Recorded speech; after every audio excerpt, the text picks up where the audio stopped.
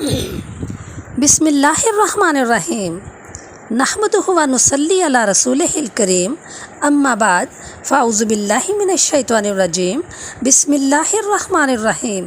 اللہ تعالیٰ قرآن پاک میں ارشاد فرماتے ہیں وَمَا أَرْسَلْنَاكَ إِلَّا رَحْمَةً لِّلْعَالَمِينَ، اے محبوب ہم نے آپ کو تمام جہانوں کے لیے رحمت بنا کر بھیجا۔ حضرت سعید بن جبیر رضی اللہ تعالیٰ عنہ فرماتے ہیں ایک بنو تمیمی شخص نے اپنے اسلام لانے کا یہ قصہ بیان کیا کہ ایک مرتبہ مجھے ایک سفر کے دوران ایک بہت بڑے ریگستان میں رات گزارنا پڑی۔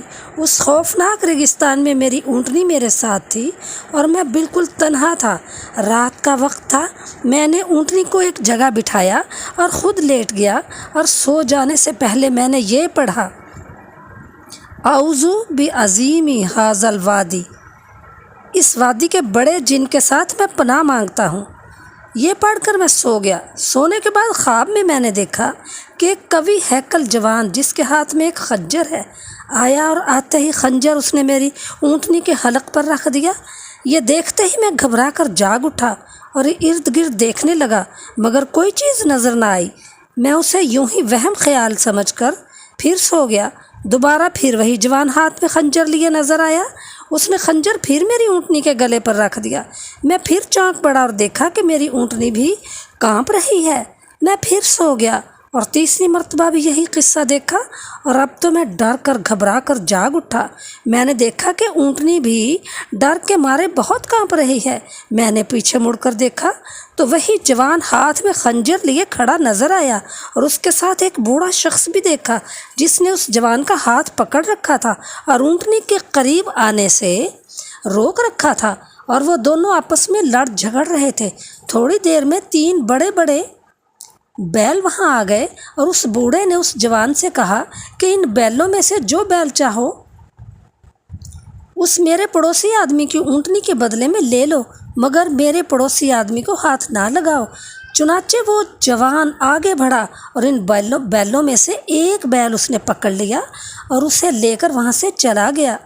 پھر وہ بوڑھا شخص مجھ سے مخاطب ہو کر کہنے لگا کہ دیکھو بھائی، اب تم لوگ اس قسم کی ڈراؤنی جگہوں میں کسی جن کے ساتھ پناہ نہ مانگا کرو، اس لیے کہ اب ان کا زور اور ان کا طلسم ٹوٹ چکا ہے۔ اب تم یوں کہا کرو اعوذ باللہ رب محمد من حولی ھذا الوادی، میں محمد صلی اللہ علیہ وآلہ وسلم کے رب کے ساتھ پناہ مانگتا ہوں اس وادی کی وحشت سے۔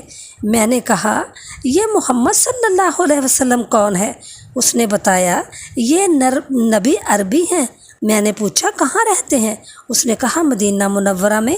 میں یہ سن کر انتہائی شوق میں اپنی اونٹنی پر سوار ہوا اور سیدھا مدینہ منورہ آ پہنچا اور حضور نبی کریم صلی اللہ علیہ وآلہ وسلم کی خدمت میں حاضر ہو گیا۔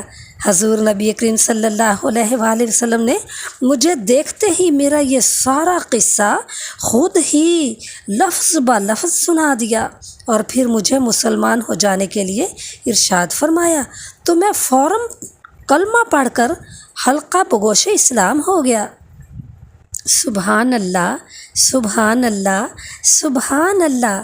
ہمارے نبی کریم صلی اللہ علیہ وسلم کی تشریف آوری کیا ہوئی کہ ہر باطل کا زور و طلسم ٹوٹ گیا اور یہ بھی معلوم ہوا کہ حضور صلی اللہ علیہ وسلم کی رسالت عالمگیر رسالت ہے اور جن بھی حضور صلی اللہ علیہ وسلم کے خادم ہیں، اور یہ بھی معلوم ہوا کہ ہمارے نبی صلی اللہ علیہ وسلم سے کوئی بات پوشیدہ پنہا نہیں صلی اللہ علیہ وآلہ وسلم، کہ اللہ تعالیٰ قرآن پاک میں ارشاد فرماتے ہیں وَمَا يَنطِقُ عَنِ الْهَوَىٰ إِنْ هُوَ إِلَّا وَحْيٌ يُوحَىٰ، میرا نبی تو اپنے چاؤ سے کچھ کہتا ہی نہیں، وہ تو وہی کہتا ہے جو اسے وحی کیا جاتا ہے۔